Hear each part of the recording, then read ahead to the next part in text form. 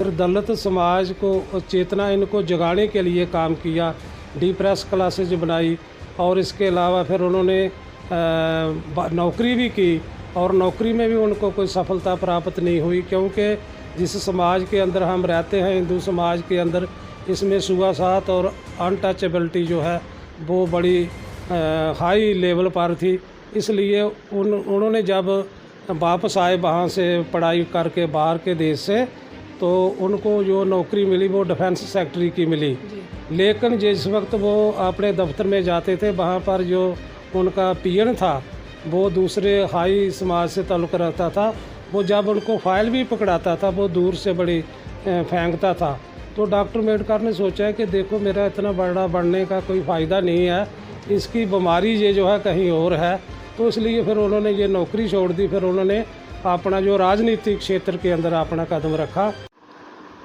भारत में संविधान का बहुत महत्व है और जब संविधान की बात होती है, महज ये एक पुस्तक नहीं है बल्कि पवित्रता का वो प्रतीक है जिसमें देशवासी विश्वास करते हैं।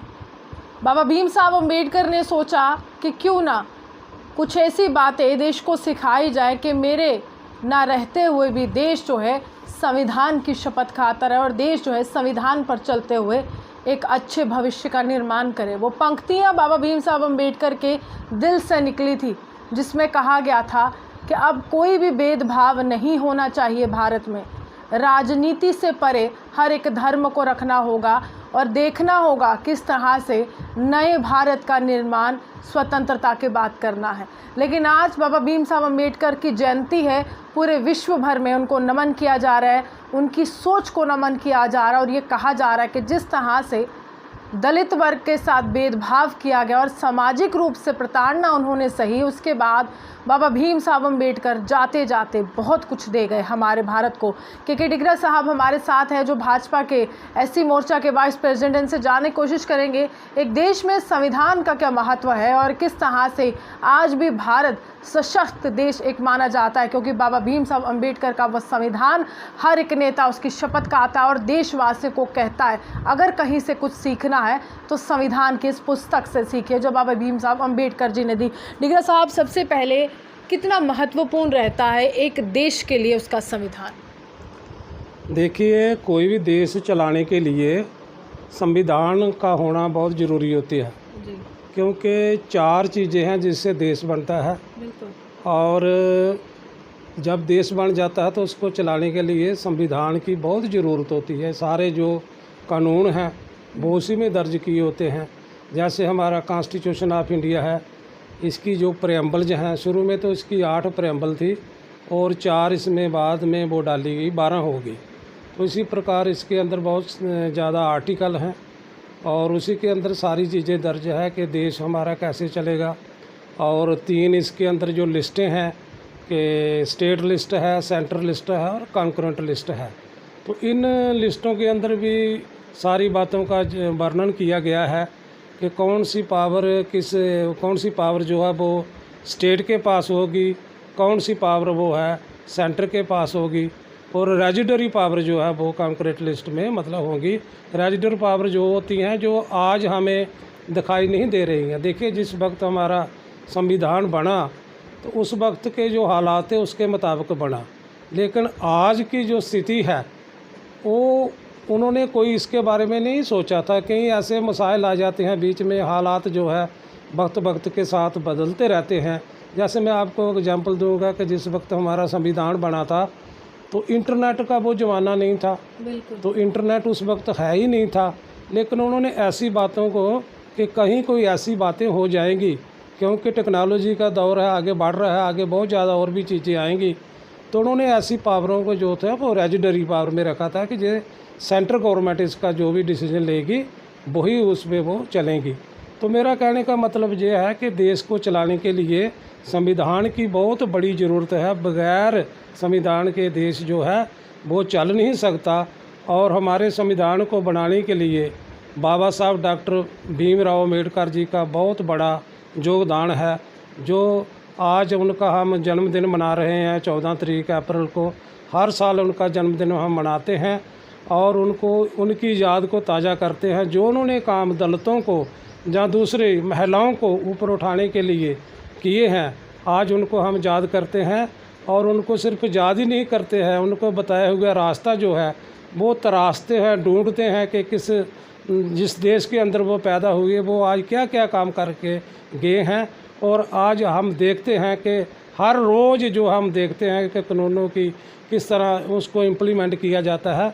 तो बाबा साहब का नाम हम याद करते हैं कि इस तरह के कानून उन्होंने बनाए हैं जो देश को चलाने के लिए सक्षम आज भी हमारा जो संविधान है वो हमें दिखाई दे रहा है। ठीक है साहब, राजनीतिक जीवन की बात करते हैं। किस तरह का राजनीतिक जीवन रहा और कैसे राजनीति में आए और किस तरह से देखते ही देखते देश की तस्वीर बदलना चाहते थे? बाबा साहब डॉक्टर अम्बेडकर जी एक दलित समाज के साथ ताल्लुक़ रखते थे। मोहार उनकी कम्युनिटी थी और उनकी धर्म के तौर पर आप अब देखो या कास्ट के तौर पर देखो तो उनकी बहुत बड़ी खुद की भी बड़ी प्रताड़ना हुई थी और इंसानी हकूक़ तो उनको मिलते ही नहीं थे, उनकी जो कास्ट थी। और मैं भी उसी समाज से आज ताल्लुक़ रखता हूँ, मैं भी दलित समाज से ताल्लुक़ रखता हूँ।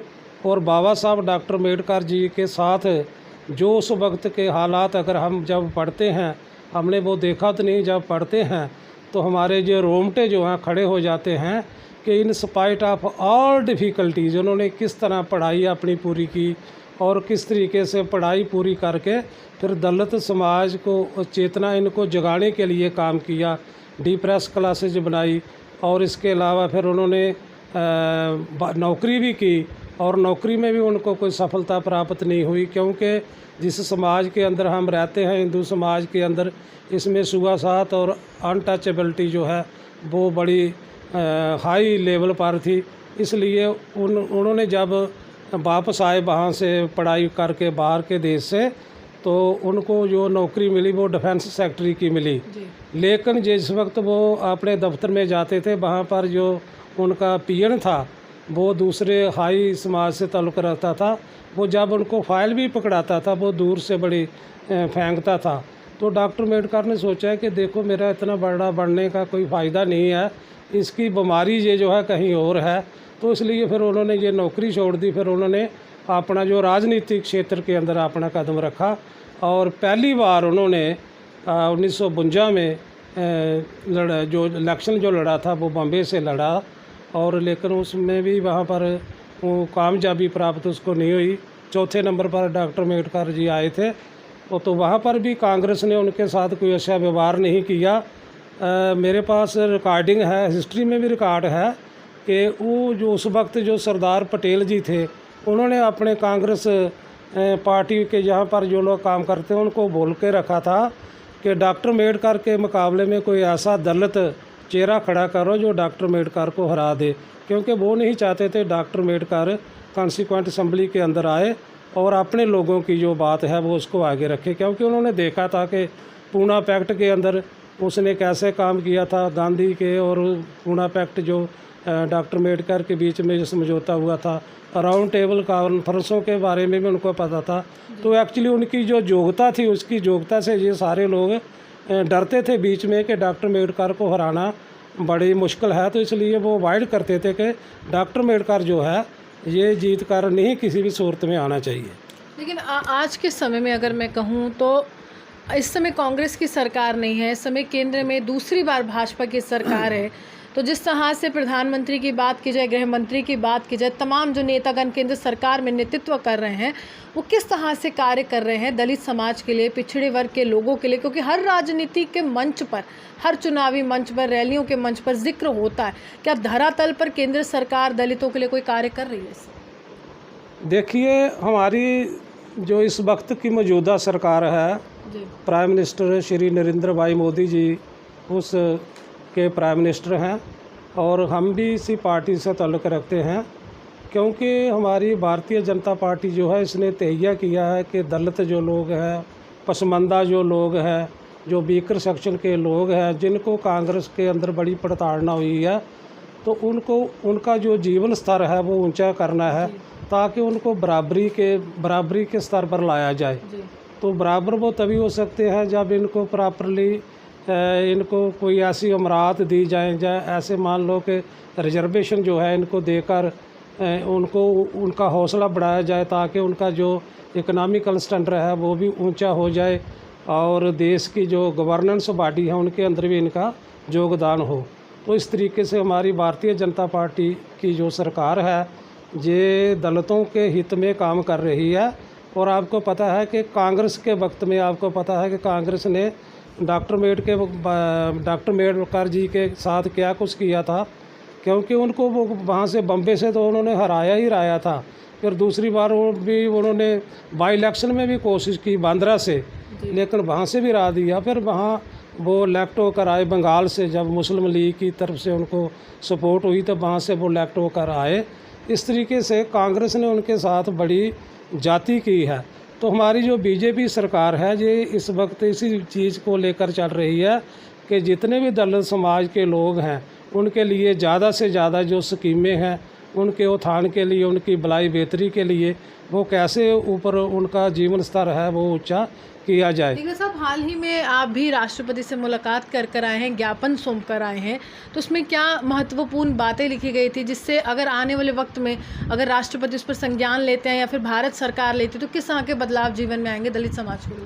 देखिए, उनको भी हमने ये भी एक दिया था, चार्टर ऑफ डिमांड दिया है हमने, और यही बात पर ज़्यादा जोर दिया। उसमें बहुत सारी डिमांडें हैं, लेकिन मुख्य तौर पर मैं आपको बताता हूँ कि यही कहा है कि देखिए 1999 में ये मतलब हमारा SC/ST जिसको प्रिवेंशन ऑफ एट्रोसिटी एक्ट कहते हैं, तो वो भारत सरकार के अंदर था, लेकिन हमारे जम्मू कश्मीर के अंदर वो लागू नहीं हुआ था, क्योंकि जहाँ पर आर्टिकल 370 था, तो 370 के तहत जहाँ की जो गवर्नमेंट थी, कश्मीरी हुक्मरान थे, वो उसको लागू नहीं करते थे। तो इसलिए हमने वो चार्टर ऑफ डिमांड वहाँ जाकर दिया और उनसे गुहार लगाई है, हमसे किया है, बेनती की है कि आप इसको जम्मू कश्मीर के अंदर भी लागू करो। तो देखिए, अब आज तक तो अभी हमें कोई ऐसी सूचना नहीं मिली है, लेकिन आगे देखते हैं क्या होता है। उन्होंने हमें आश्वासन दिया है कि हम जल्दी से जल्दी जो SC/ST एक्ट जो है वो उसको जम्मू कश्मीर के अंदर पूरी तरह विद लेटर एंड सेपरेट लागू करेंगे।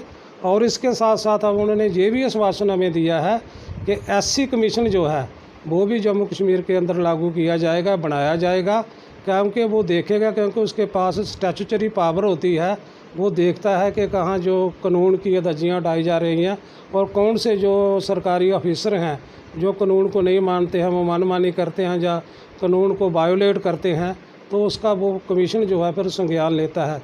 क्योंकि कोर्ट के अंदर तो आप देखते हैं जम्मू कश्मीर हाई कोर्ट है या दूसरी जो छोटी कोर्टें हैं, अदालतें हैं, उनके अंदर आगे ही बहुत ज़्यादा केस होते हैं, तो कोर्टों के अंदर कोई सुनवाई नहीं होती है। लोग बेचारे लगे रहते हैं, तरीक पर तरीक मिलती रहती है और बाप केस करता है, जाकर उसका आगे बेटा भी भुगतता रहता है, लेकिन फैसले नहीं हो रहे। कारण यही है कि एक तो जजों की नियुक्ति है, बड़ी कम जज लगाए हैं, और लोगों के जो मसाइल है with the increase of technology बहुत ज़्यादा मसाइल बढ़ गए हैं।